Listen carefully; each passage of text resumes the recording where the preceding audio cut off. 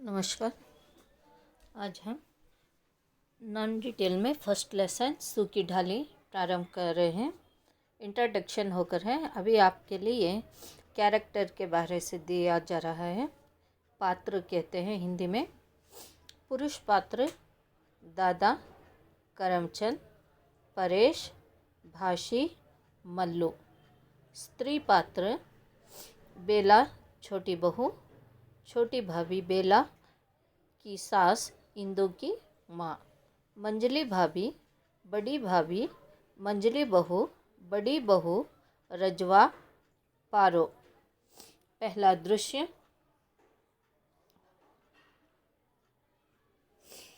मानव प्रगति के इस युग में जब व्यक्तिगत स्वतंत्रता की अराजकता की हद तक महत्व दिया जाता है और तानाशाही को सभ्य समाज में अत्यंत निंदनीय माना जाता है, मूल राज्य अपने समस्त कुटुंब को एक यूनिट बनाने, उस पर पूर्ण रूप से अपना प्रभुत्व जमाए, उस महान वाट की भांति अटल खड़े हैं, जिसकी लंबी लंबी ढालियाँ अनेक अंगों में एक बड़े छाते की भांति धरती को आच्छादित किए हुई अग्रणीय घोंसलों को अपने पत्तों में छिपाए वर्षों से तूफान और आंधी का सामना किए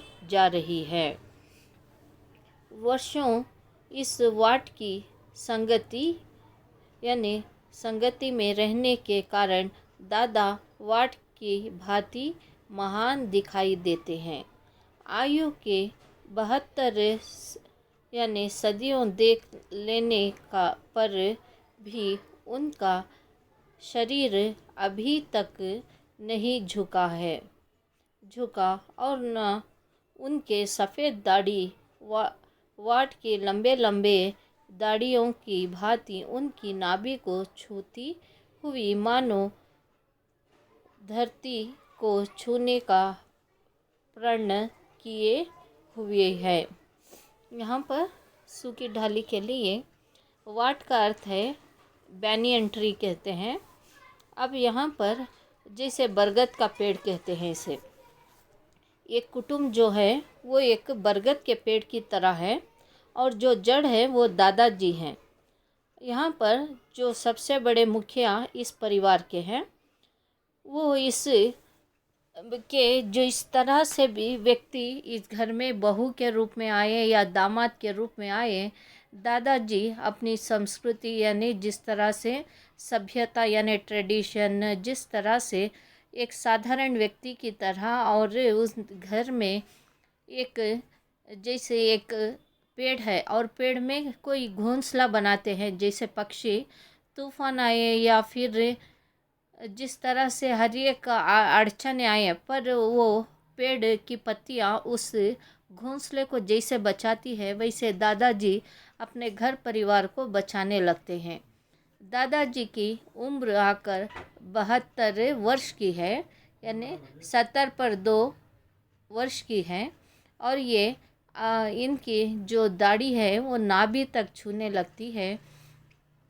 पर इनके लिए सारा घर परिवार एक यूनिट की तरह, एक बल की तरह रहने के लिए ये अपने आप को और अपने सारे परिवार को एक सामान्य रूप से सभी को एक ही दृष्टि से देखते हैं। दादा का बड़ा लड़का सन 1914 के महायुद्ध में सरकार की ओर से लड़ते लड़ते काम आया था। उसके बदले में सरकार ने दादा को एक मुरब्बा ज़मीन दे दी थी, किंतु दादा सरकार की इस कृपा की पर संतोष नहीं रहे।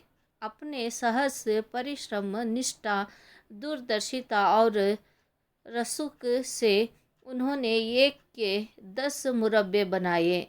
उनके 2 बेटे और पोते ज़मीन, फार्म, डेयरी और चीनी के उस कारखाने के काम भी देखभाल करते हैं जो उन्हें हाल ही में अपनी ज़मीन में लगाया है। सबसे छोटा पोता अभी अभी नायाब होकर यानी नायब तहसीलदार होकर इस कस्बे में लगा है और कुछ ही दिन हुए उसका विवाह लाहौर के एक प्रतिष्ठित तथा संपन्न कुल की सुशिक्षित लड़की से हुआ है। अब यहाँ पर दादाजी के जिस तरह से 3 लड़के हैं, यहाँ पर 4 लड़कों का भी आधार है, पर यहाँ पर पहला वाले लड़के का दिया गया है। सन 1914 में एक युद्ध होता है, महायुद्ध। तो गवर्नमेंट की ओर से, सरकार की ओर से जैसे उनके लड़का लड़ता रहता है, उस युद्ध में उनकी मृत्यु हो जाती है, यानी वो शहीद हो जाते हैं। तो उस समय दादाजी को सरकार की ओर से, यानी जैसे मिलिट्री के सैनिक की ओर से वैसे ही होता है, पर यहाँ पर दादाजी के लिए उनके लड़के की मृत्यु होने के कारण एक मुरब्बा यानी एक थोड़ी सी ज़मीन, यानी जैसे एकड़ बोलते हैं, गुंटे बोलते हैं, उस तरह से कुछ ज़मीन उन्हें दे देते हैं। तो उस समय वो ज़मीन लेने के बाद दादाजी सोचते हैं उनके पुत्र की मृत्यु के बाद ये ज़मीन लेंगे तो उन्हें बहुत दर्द होगा, इसीलिए वो सरकार को वापस कर देते हैं। और उसी के अनुसार दादाजी जिस तरह से अपने बाकी के लड़कों को अपने ही हित से काम करते हुए, बलबूते पर करते हुए 10 मुरब्बा ज़मीन ख़रीदते हैं, और उनके जिस तरह से वो सरकार की कृपा नहीं चाहते। अब उस ज़मीन में अलग अलग रूपों से, अलग अलग तरह से, यानी प्रॉफिट आने के लिए उन्होंने अपने बच्चों को अलग अलग, यानी इंडस्ट्री भी है, डेयरी है, ये सारी चीज़ें यानी उन बच्चों को देकर हैं, जो वो बच्चे भी संभाल रहे हैं। जैसे उनके बेटे और उनका पोता जो हैं, वो एक नायब तहसीलदार के रूप में, यानी गवर्नमेंट ऑफिसर के रूप में आकर हैं। अब इनके क्या क्या जिस तरह से बिज़नेस चलेगा यहाँ पर देखेंगे। ज़मीन में फार्म है। फार्म 2 टाइप से होता है, जैसे कभी खेती कराना, दूसरा गाय के दूध देना, या फिर मुर्गियों को पालना, इस तरह को फार्म भी कहते हैं। और फार्म जिस तरह से एग्रीकल्चर के आधार पर भी दिया गया है। डेयरी यानी दूध की भी डेयरी कह सकते हैं, और चीनी यानी शुगर फैक्ट्री का कारखाना, ये सारी चीज़ें अपने लड़कों के हाथ में ये सौंप दिए हैं।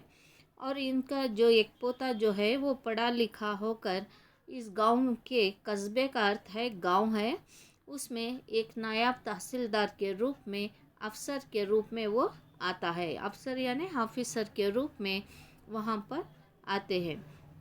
तो समय यानी उनके पोते का नाम है परेश। तो उसका ब्याह होता है, और एक लाहौर की प्रतिष्ठित संपन्न यानी अच्छी लग्जरी में जीने वाली हाई फाई वाली लड़की से उनका विवाह होता है। और वो लड़की कहाँ की है? लाहौर। लाहौर कहाँ पर आता है? पंजाब की ओर।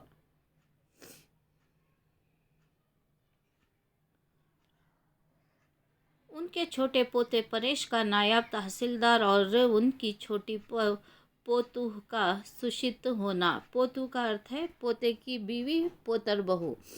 अपने में 2 महत्व बातें हैं। पहली से सरकारी हलकों में उनकी प्रतिष्ठा और भी बढ़ जाने की संभावना है। गांव में उनका और भी आधार होना लगता है, किंतु साथ ही दूसरी से उनके परिवार के लिए संकट भी उपस्थित हो गया है। उनकी 3 बहुएं जो घर में बड़ी भाभी, मंजली भाभी और छोटी भाभी नाम से पुकारी जाती है, सीधी सादी महिलाएं हैं। उन सब में उनकी पोती इंदु से ही, जिसने प्राइमरी हाई स्कूल यानी प्राइमरी स्कूल तक बड़ी सफलतापूर्वक शिक्षा पाई है, सबसे अधिक पढ़ी लिखी समझी जाती है।